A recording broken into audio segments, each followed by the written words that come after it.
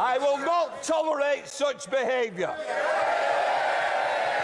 If you want to go out now, but if you stand again, I'll lord you out. Make your mind up. Either shut up and get out. A British Prime Minister has just been physically removed from Parliament on live television. Nothing like this has ever taken place before. History was made today, but not the kind he'll want to remember. For the first time in modern British history, a sitting leader was dragged out of the House of Commons by security officers. And all of it happened because he lost control in a furious clash with Nigel Farage. Here's the sequence, step by step. Why it changes everything, and what this means for the direction of British politics. But first, make sure you subscribe, because what you're about to see will stun you. And you don't want to miss the next wave of political shock that's about to break.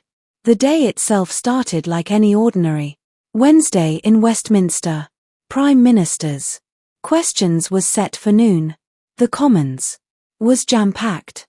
MPs from every party filled the green benches. The cameras were already rolling, the country tuned in. No one could have guessed that they were about to watch the most jaw-dropping scenes in modern parliamentary history. At exactly 12:15, Nigel Farage rose to speak. The Reform UK leader had prepared for this showdown for weeks. In his hands were documents, figures, and evidence aimed at tearing apart the government's immigration record piece by piece. But he didn't raise his voice. He didn't wave anything around. He simply began calmly. "Mr. Speaker," Farage started, his tone steady and deliberate. "The Prime Minister promised to stop the boats. Instead, we've seen record numbers cross the channel. More than 45,000 illegal arrivals this year alone. Deportation flights cancelled, hotels draining taxpayers by the billions. And now leaked papers show secret talks with Brussels about rejoining EU migration programs. Each point struck like a clean hit." The Prime Minister shifted in his seat. His face tightened. Labour MPs glanced uneasily at each other. This wasn't routine sparring. It was a precise takedown, every claim backed by solid proof. Farage went on. "The British people voted to control our borders. They voted for sovereignty.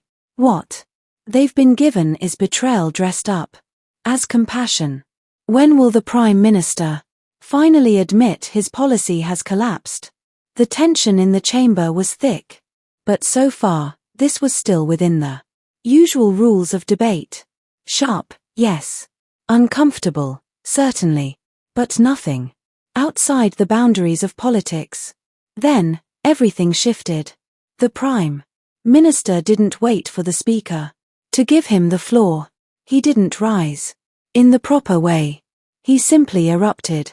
Out of his seat, arm stretched out, finger stabbing the air toward Farage.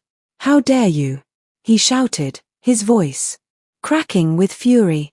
"How dare you lecture this government about compassion, when your entire career has been built on fueling hatred and division?" The silence was immediate. The House, so often a roar of jeers and cheers, went stone quiet. This wasn't debate anymore. This was pure anger, laid bare in the heart of British democracy. And he wasn't finished. The Prime Minister pressed on, his tone rising with each word. "You have no claim to speak of British values when your work has been tearing this country apart. You are a disgrace to this chamber." Veterans of Parliament sat frozen. Many had never seen a Prime Minister unravel in real time. On the Conservative side, mouths hung open. Labour's own benches looked horrified. Even the rowdiest backbenchers had nothing to say. The Speaker, Sir Lindsay Hoyle, called for calm. "The Prime Minister will resume his seat and address the House with the proper conduct," he commanded. But the order was ignored. The Prime Minister kept going, still pointing, still raging. This man has no right to question government policy when he can't even keep his own party together. The Speaker's voice thundered again. The Prime Minister will take his seat at once. But the anger had consumed him. His gestures grew wilder, his face flushed red, spit flying as he shouted on. The most powerful man in Britain was having a full breakdown live on national television. That's when Speaker Hoyle made the call. That would alter everything. Standing Order 43, a rarely used, almost forgotten rule. It grants the Speaker absolute authority to eject any member who defies order. Any member at all. Even the Prime Minister. The chamber gasped. Standing Order 43 had not been used against a sitting Prime Minister in modern history. It was a nuclear option, reserved for the gravest breakdowns of order. Sir Lindsay rose from his chair, his voice firm and unshakable. Prime Minister, you are named under Standing Order 43. You will withdraw from this House immediately. The words hit like a hammer. For a moment, Sunak froze. His eyes darted around the chamber as if searching for escape, or support, or some way to undo what had just been said. But there was no escape. The Speaker's authority is absolute. When he declared an expulsion, there is no debate, no appeal. The rule is final. The government benches sat in stunned silence. Ministers shifted awkwardly. Not one dared to rise in defense. Not one shouted order or tried to shield their leader. Across the aisle, Labour MPs leaned forward, eyes wide in disbelief. Some looked triumphant, others disturbed. Even they hadn't wanted it to come to this. Prime Minister, Hoyle repeated. Firmer now, you will leave the chamber. Sunak's face hardened.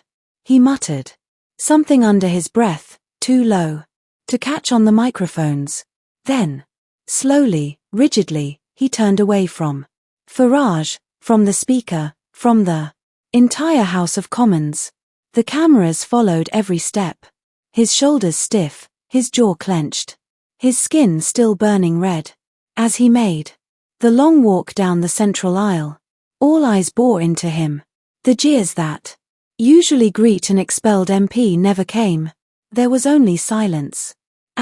The Prime Minister, the leader of Her Majesty's government, walked out of the chamber, expelled like any other unruly backbencher. It was official.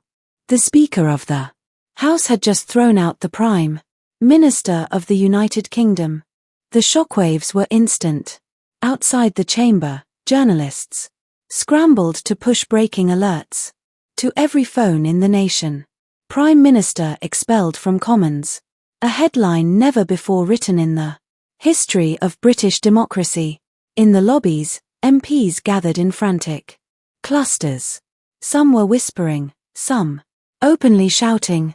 The government's whips looked pale, their carefully managed discipline shattered in a single moment. In Downing Street, aides were already fielding panicked calls. Was the Prime Minister still in charge? Could he lead the government if he had been publicly ejected from the chamber of the people? The images were replayed on every screen. Sunak, face red, finger jabbing, words spilling out in fury. Then the Speaker's command. Then the long, silent walk out of Parliament. To the public, it looked less like discipline and more like collapse. For years, people had complained that politics was all noise and theatre. Now, they were watching something far beyond theatre. They were watching a government unravel in real time. Opposition leaders wasted no time. Keir Starmer stood outside his office. Stern but measured. The country needs serious leadership, he told cameras. What we saw today was not leadership. It was chaos. Nigel Farage, the man who had sparked it, emerged grinning, savouring every second. This, he said, is what happens when a weak Prime Minister meets the truth. The clips of his smile, placed against the footage of Sunak's fury, were pure political dynamite. Social media was ablaze. Memes, hashtags, clips replayed in slow motion. The meltdown wasn't just news. It was entertainment. A nation of voters was glued to their screens, laughing, shocked, or simply stunned. By evening, the crisis had grown darker. Senior Conservatives gathered behind closed doors, their faces grim. They had stood by their leader through polling slumps, through scandals, through endless rows about the economy. But this was different. One cabinet minister was overheard saying, "How can we defend this?" He was expelled by the Speaker, in front of the whole world. Inside number 10, the Prime Minister was silent. Aides described him as unreachable, sitting alone, replaying the footage again and again on mute. Every angle, every shot of his own collapse, now burned into history. The press smelled blood. Editorials rolled out before midnight. The day the office of Prime Minister lost its dignity. Britain cannot afford a leader who cannot control himself. The calls grew louder. First from the opposition. Then from commentators. Then, quietly, from his own MPs. Resign. Not shouted yet. Not official. But gathering like a storm on the horizon. And the people, they were split. Some saw a man pushed too far, finally snapping at years of provocation. Others saw a leader unfit for the pressures of office. But all agreed on one thing: Britain had never seen anything like it. Reporters outside Westminster said the phrase out loud for the first time on live broadcast. Is this the end for Rishi Sunak? The question was everywhere. On the news. On phones. In pubs and living rooms across the country. The meltdown was no longer just a moment. It was a reckoning. And it wasn't going away. By the next morning, the pressure was unbearable. Newspapers carried it on. Every front page. One word blazed. Above them all: meltdown. Inside Parliament, the mood had shifted. Conservative MPs, usually loyal in public, avoided the cameras. Others whispered openly about letters to the 1922 committee, the first step toward a leadership challenge. Cabinet colleagues were cornered by reporters on their way into meetings. Did they still support the Prime Minister? Most dodged the question. Some offered awkward phrases about focusing on the work of government. But the silence spoke louder than any words. In Downing Street, aides worked frantically to craft a message, an apology, a justification, a plea for calm. Every draft sounded hollow. Every option looked weak. Meanwhile, opposition MPs pressed harder. Keir Starmer demanded a statement to the House. The British people deserve to know whether their Prime Minister is still fit for office, he declared. The market stirred. The pound slipped, investors spooked by the image of a government in disarray. Stability was Britain's currency, and it had just been shattered. By the first Tory MP broke cover. On live radio, he said plainly, the Prime Minister should consider his position. Others followed within the hour. One by one, the dam began to crack. Cameras caught a small group of ministers leaving number 10 in silence. Their faces said everything. The walls were closing in. What began as a furious outburst in the chamber was now threatening to bring down a government. By midday, the whispers were no longer just whispers. They were headlines. Sunak faces resignation calls. Cabinet in revolt. The speculation fed on itself, each report pushing the crisis deeper. Sky News ran a breaking banner. Downing Street sources all options on the table. The phrase was vague, But everyone knew what it meant. Inside Westminster, journalists chased every minister, every aide, every MP who stepped into the corridors. Has the Prime Minister lost your confidence? Will he quit today? The answers were slippery, evasive. But the avoidance spoke volumes. Protesters had gathered outside Parliament. Some waved placards calling for his resignation.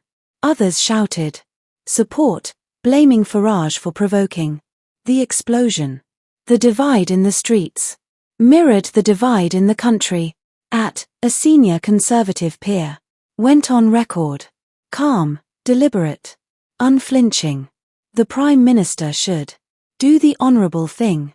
If he cannot command respect in the House, he cannot govern the nation. The words hit like a cannon. A member of the old guard, respected across the party, had openly turned. Bookmakers slashed the odds. Would he last the week, the day, the hour? And inside number 10, staff prepared statements for every scenario. 1. To hold on. 1. To step aside. 1.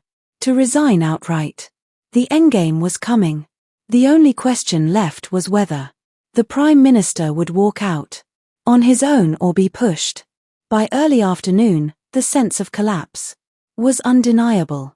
In Whitehall, civil servants moved with the quiet urgency reserved for moments of history. Briefings were updated. Contingency plans dusted off. 3 cabinet ministers slipped into Downing Street for an unscheduled meeting. Cameras caught them arriving. Faces set, lips sealed. Their presence sent a clear message. The Prime Minister was on borrowed time. Outside, the press pack swelled. Hundreds of reporters, microphones raised, waiting for a word, a sign, a statement. Every twitch of a curtain, every car that pulled into the street was broadcast. Live to the nation. The opposition called for an emergency debate. The country cannot be left leaderless, Starmer said. The Prime Minister must clarify his future immediately. The markets dipped again. Business leaders issued warnings. Allies abroad expressed concern. Britain looked adrift, its leadership in free fall. At a stunning development, the Home Secretary resigned. Her letter, made public within minutes, was blunt. I cannot serve under a Prime Minister who no longer commands the respect of Parliament. Gasps rippled across Westminster. A cabinet resignation in the middle of a leadership crisis was more than a blow. It was a dagger.